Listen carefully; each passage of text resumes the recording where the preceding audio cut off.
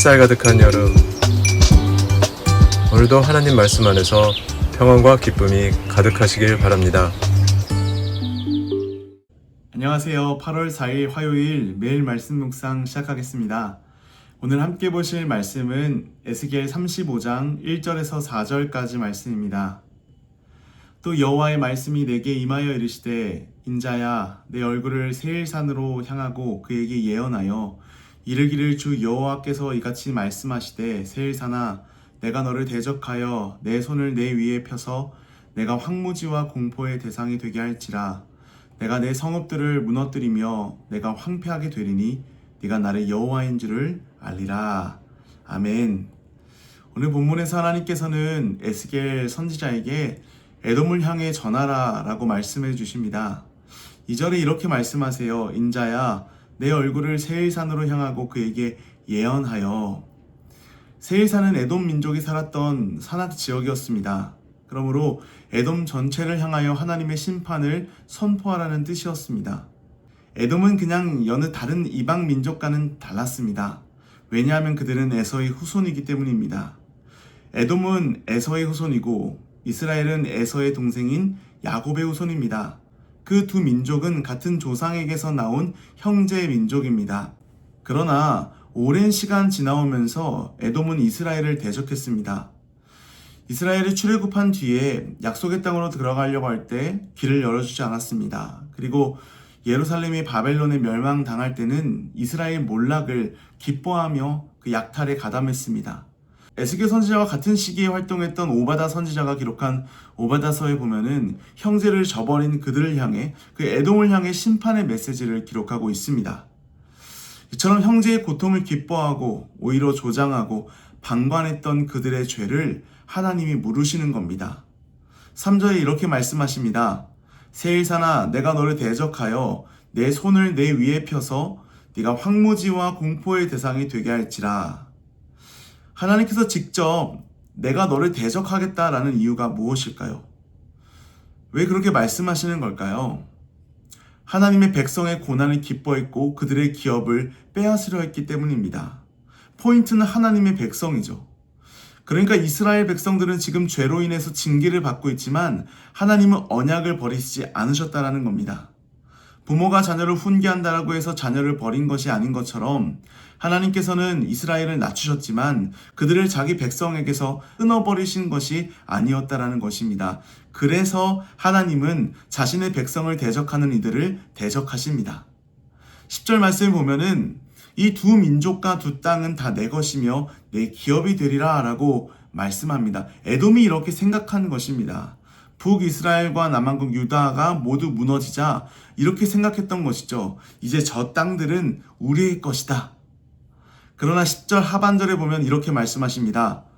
그러나 여호와께서 거기에 계셨느니라.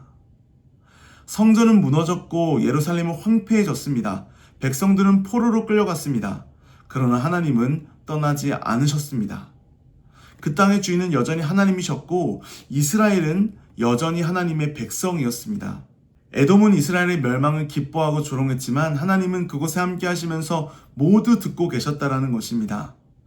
그래서 자신의 백성을 향한 조롱을 던졌던 그들을 향해서 하나님께서 심판하시겠다, 심판을 주시겠다라는 말씀이죠. 이 말씀은 포로로 끌려가 모든 걸 잃어버렸다고 생각했던 이스라엘에게는 큰 소망이었습니다. 비록 마음으로 하나님을 떠나서 징계를 받고 있지만 하나님은 그들을 버리신 것이 아니라 여전히 자기 백성을 붙들고 계십니다.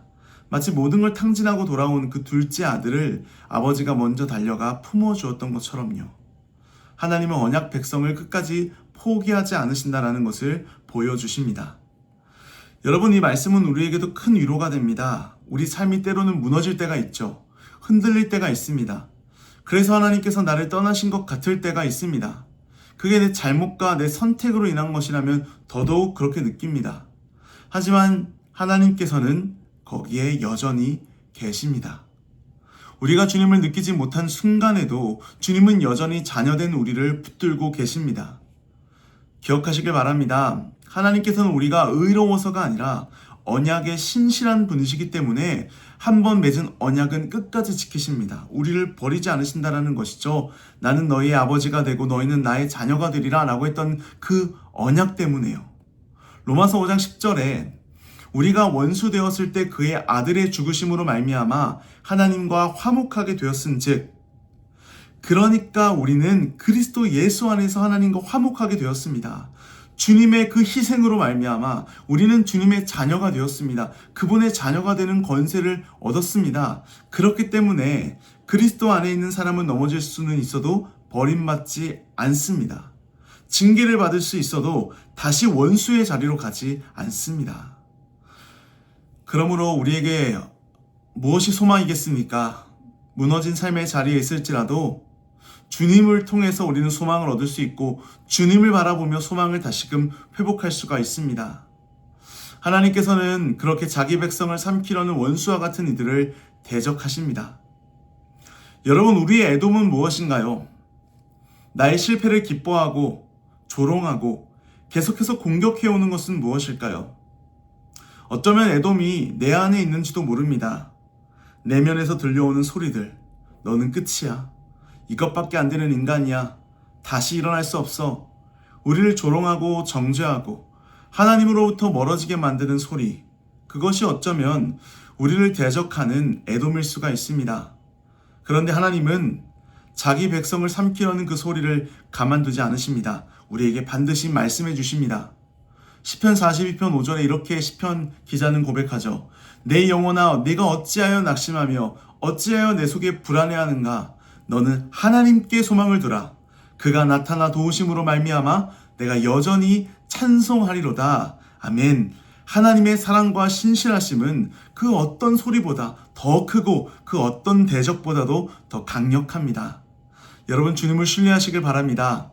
시편 기자처럼 하나님께서 나에게 말씀하고 계시다라는 것을 기억하며 나에게 말씀을 선포하길 원합니다. 그리스도를 묵상하시길 바랍니다. 그래서 주님의 도우심으로 언제나 여전히 찬송하게 되는 그 은혜를 경험하는 저와 여러분 되시기를 간절히 소망합니다. 마지막으로 5절에서 하나님께서는 에돔의 죄를 이렇게 밝히십니다.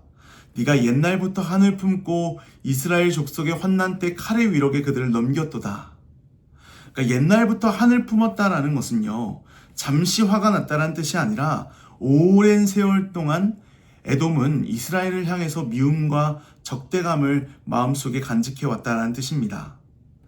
여러분, 우리 안에도 오래된 미움이 남아 있지 않습니까? 우리 안에도 혹 오래된 미움이 남아 있습니까? 누군가에게 받은 상처를 하나님 앞에 가져가지 않고 계속 붙들고 있으면 그건 미움이 됩니다. 그 누군가가 잘 되는 건 싫고 어려움 당할 때는 기쁨이다. 오래된 미움은 그 상대가 망하기를 바라는 마음으로 결국엔 자라납니다. 결국엔 그 사람이 망해야지만 속이 시원해지죠. 아니요, 속이 시원해지는 것이 아니라 그 미움은 결국에는 나 자신을 병들게 만들 것입니다. 결국 하나님의 뜻을 바라보지 못하게 만들죠. 우리는 어떻게 그 미움에서 벗어날 수 있을까요? 우리의 결심만으로는 어렵습니다. 다짐한다라고 해서 마음속 미움이 쉽게 사라지는 것은 아닙니다. 그저 우리가 하나님 앞에 어떤 원수였는지를 먼저 깨달아야 합니다. 우리가 어떤 원수였는지를요. 그리고 그런 나를 위해서 하나님께서 어떠한 일을 감수하셨는지, 희생하셨는지, 포기하셨는지를 우리는 바라보고 믿어야 됩니다. 에돔은 약해진 형제를 이용했습니다. 하지만 예수님은 자기 자신을 내어주셨습니다. 에돔은 멸망을 기뻐했지만 주님은 멸망을 보며 우셨습니다. 내 죄의 크기를 알고 사랑의 깊이를 알 때 우리 안의 미움도 달라지기 시작합니다. 서서히 사라지기 시작합니다. 사랑하는 성도 여러분, 오늘 우리가 살펴봤던 에스겔서 35장은 단지 에돔을 고발하고 에돔에 대한 심판의 메시지가 아닙니다. 자기 백성을 징계하시되 결코 버리지 않으시는 하나님의 이야기입니다. 또한 마음속에 오래된 미움이 있다면 원수였던 나를 자녀 삼아주신 예수님을 바라보라라는 말씀입니다. 미움이 우리를 지배하지 않도록 주님께 가지고 나오시길 바랍니다. 여전히 하나님께서 우리를 붙들고 계시고 여전히 신실하게 우리를 자녀로서 여겨주고 계시다라는 것을 믿으며 미움으로 들끓었던 우리 마음에 주님께서 주시는 평강을 경험하는 저와 여러분 되시기를 간절히 소망합니다. 그 은혜를 경험하는 오늘 하루 되시기를 간절히 축원합니다. 기도하겠습니다. 하나님 아버지, 우리의 죄로 인해서 우리가 받을 것은 하나님의 심판밖에 없습니다. 그럼에도 불구하고 언약에 신실하시고 충실하신 하나님께서 우리를 자녀 삼아 주신 것을 포기하지 않으시고 끝까지 그 약속을 그리스도 안에서 이어가 주시고 자녀됨을 누리게 하심에 참으로 감사합니다. 우리의 소망은 오직 예수 그리스도께 있는 줄 믿습니다. 아버지, 그 사랑을 기억하며 우리 안에 미움이 그리고 누군가를 향한 적대감이 머물지 않도록 은혜를 베풀어 주시옵소서. 오늘도 주님이 주시는 사랑과 주님이 주시는 평강으로 미움이 아니라 사랑으로, 또한 적대감이 아니라 용서로 누군가를 대하고 섬기는 우리 모두가 되게 하여 주시옵소서. 감사드리며 예수님의 이름으로 기도합니다. 아멘. 화요일 기도 제목 놓고 함께 기도하겠습니다. 담임 목사 외 교역자들의 가정과 사역을 위해 기도해 주시길 바랍니다. 소명감과 사명감으로 말씀을 준비하고 맡겨진 사역을 잘 감당하도록 가정과 자녀들을 지켜주시기를 기도해 주시기 바랍니다. 화요 중보기도 모임을 위해서 기도하실 때 교회의 영적 동력이 되어 부흥의 초석이 되는 모임이 되도록, 또한 참여자들의 성결함과 기도의 은혜를 주시기를 함께 기도해 주시길 바랍니다. 새 성전 리모델링과 현 건물 매각이 하나님의 계획 안에서 순적히 이루어지며 이 일에 온 성도가 기도로 한마음이 되도록 기도해 주시고, IT에서 사역하시는 박동환 선교사님, 우즈벡에서 사역하시는 강세르게이 선교사님, 카자흐스탄에서 사역하시는 김선종 선교사님을 위해서 그 모든 선교사역 가운데 하나님께서 크신 은혜로 함께 해달라고 함께 기도하시겠습니다.